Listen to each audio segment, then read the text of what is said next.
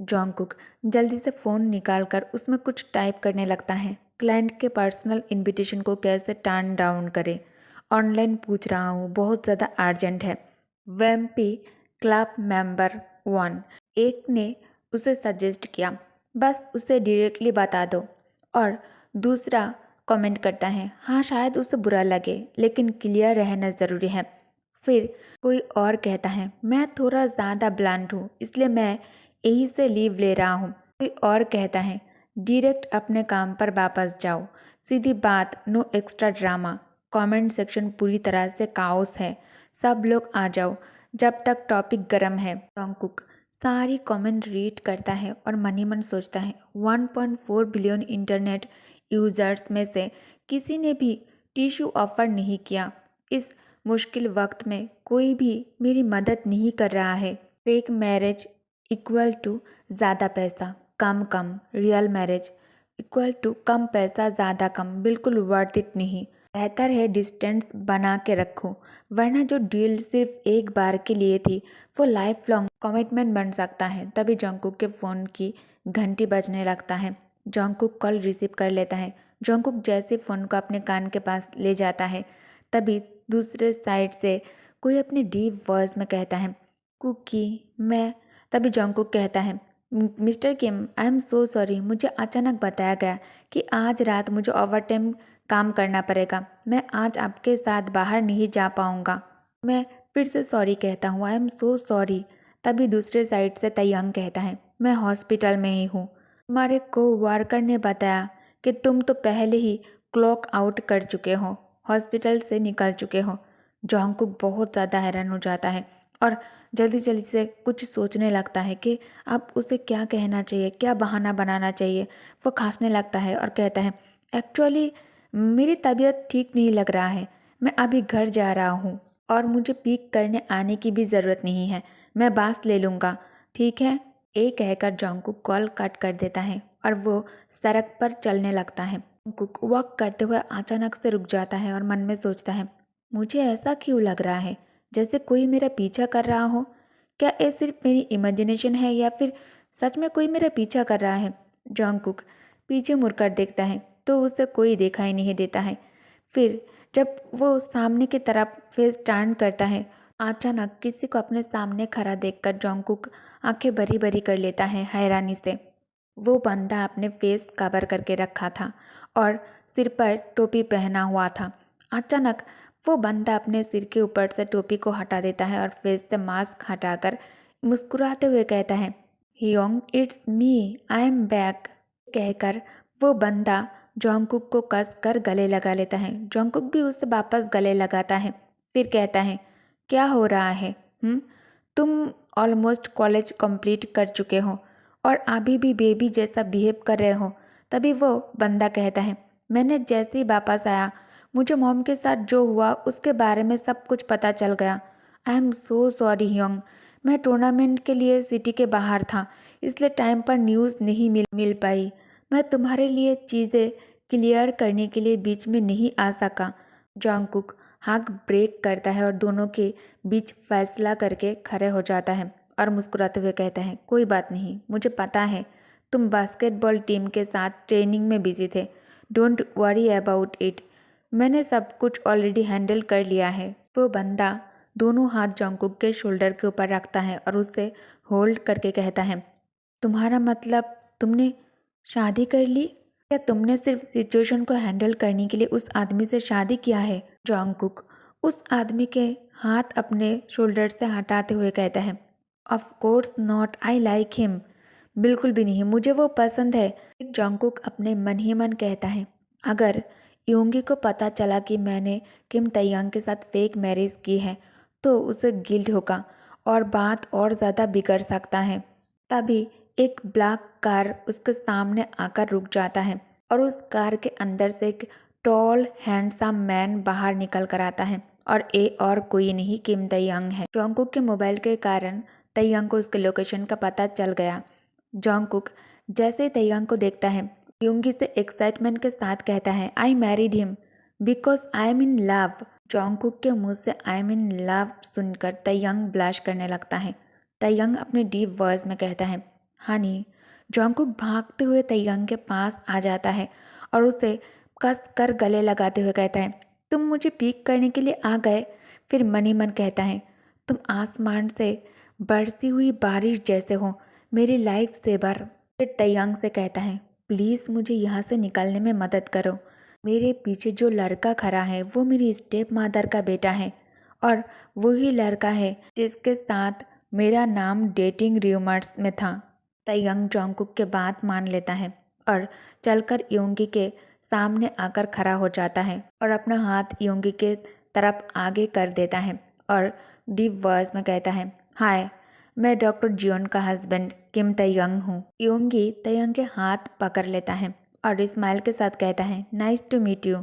फिर अपने मन में सोचता है, तुम कुछ फेमिलियर लग रहे हो, क्या हम पहले मिल चुके हैं? योंगी कहता है, डॉक्टर जियोन, मैंने कभी अपने ब्रदर के मुंह से तुम्हारा नाम तो नहीं सुना। तैयांग कहता है, डेटिंग का मतलब ये नहीं होता कि उसे पूरी दुनिया को अनाउंस की जाए। योंगी कहता है, या फिर शायद वो इतनी इम्पोर्टेंट ही नहीं थी कि उसका जिक्र किया जाए। तैयांग कहता है, इम्पोर्टेंट बातें सिर्फ इम्पोर्टेंट लोगों के साथ शेयर की जाती हैं। ये कहकर तैयांग कस कर योंगी के हाथ को पकड़ लेता है। योंगी को अब अपने हाथ में दर्द होने लगता है। योंगी अपने हाथ छुड़ाने की कोशिश करता है तो तैयांग उसका हाथ छोड़ देता है और जोंगकुक के पास आकर खड़ा हो जाता है और उसे शोल्डर से पकड़कर अपने करीब खींच कर खड़ा करके योंगी की तरफ देखते हुए कहता है, ये हमारी पहली मुलाकात है और हमें आपको ट्रीट देनी चाहिए थी, लेकिन हमें मूवी देखनी है इसलिए फॉर्मेलिटीज स्किप करनी पड़ेगी। योंगी के नज़र तो जोंगकुक के शोल्डर पर ही टिक गया था जहाँ तैयांग के हाथ रखा हुआ था। योंगी को बहुत ज़्यादा गुस्सा आ रहा था। योंगी फेक क्राई करते हुए जोंगकुक के पास आकर उसका हाथ पकड़ते हुए कहता है, योंग, कल मेरा एक और गेम है और मैं फिर से कुछ टाइम के लिए बाहर रहने वाला हूँ। क्या हम अभी साथ में खाना खा सकते हैं? Please please Yong. तैयांग कहता है, नहीं, क्या तुमने पहले से मेरे साथ प्लान नहीं बनाया था? Doctor Xeon. जोंगकुक इन दोनों के बीच में फंस जाता है। योंगी कहता है, तुम किसके साथ जा रहे हो? जोंगकुक को बहुत ज़्यादा गिल्ट महसूस होता है। जोंगकुक बेवकूफ़ों की तरह हंसते हुए कहता है, वो योंगी बहुत ज़्यादा उदास सा चेहरा बना लेता है और तैयांग उसका एक्सप्रेशन भी कोल्ड हो गया था। जोंगकुक दोनों के बीच में आकर खड़ा हो जाता है और दोनों के बाजू पकड़ते हुए कहता है, चलो हम साथ में चलते हैं। हम तीनों का साथ खुश रहना सबसे ज़्यादा इम्पोर्टेंट है। फिर डिसाइड हो गया, लेट्स गो प्लीज़, चलो चलो चलो। तभी तैयांग कहता है, मेरी कार में बैठो। तभी योंगी कहता है, श्योर, योंग और मैं पीछे बैठेंगे। सॉरी, तुम्हें ड्राइवर बना दिया। फिर स्माइल करने लगता है। अब तीनों मूवी थिएटर में बैठकर मूवी देख रहा था। योंगी दोनों के बीच में आकर बैठ जाता है और मूवी को देखने लगता है। तभी जोंगकुक कहता है, तुमने हॉरर मूवी क्यों चूज़ की, और वो भी हॉस्पिटल हॉरर मूवी? लग रहा है जैसे मैं अभी भी काम पर हूँ। जोंगकुक की बातें सुनकर तैयांग कहता है, मैंने सोचा तुम ज़्यादा रियल जैसा फील करोगे, डर जाओगे। ये सुनकर योंगी बदमाशों की तरह हंसते हुए तैयांग की तरफ देखकर कहता है, तुम्हारी बाहों में चिपक जाऊँ ब्रदर इन लॉ। फिर आंसू भरी आंखों से जोंगकुक की तरफ देखकर बहुत ही ज़्यादा मासूमियत से कहता है, योंग, मुझे डर लग रहा है बहुत ज़्यादा, क्या तुम मेरा हाथ पकड़ सकते हो? इससे पहले कि योंगी जोंगकुक का हाथ पकड़ता, तैयांग उसका हाथ पकड़ लेता है और कहता है, don't worry little bro, brother in law यही है। जोंगकुक कहता है, फाइनली ब्रॉडकास्ट खत्म हो गया है। 2 घंटे तक एक अनकंफर्टेबल एनवायरनमेंट में बैठे रहे। तभी कुछ अनाउंसमेंट होती है, प्लीज़ अपनी सीट पर बैठे रहिए, अभी खड़े मत होइए। वो तीनों सामने देखता है तो फिर से अभी आवाज़ आता है, अभी खड़े मत होइए, अभी एक छोटा सा रैफल इवेंट बाकी है। जोंगकुक तैयांग की तरफ देखता है। तैयांग मुस्कुराते हुए कहता है, थोड़ी देर और रुक जाओ, शायद तुम ही लकी वन निकलो। अभी योंगी भी कहता है, यस योंग, मुझे याद है आप हमेशा लाकी रहते हो, आप काफ़ी प्राइज जीत लेते हो। अभी इवेंट ऑर्गेनाइजर से एक आदमी जोंगकुक के पास आकर उसे चीट देते हुए कहता है, आप स्टोर के 8888 कस्टमर हैं, कॉन्ग्रेचुलेशंस, आपने 8888 युआन का रेट एनवलप जीता है। 10 ग्राम गोल्ड बार जीतने वाला कस्टमर को बधाई हो।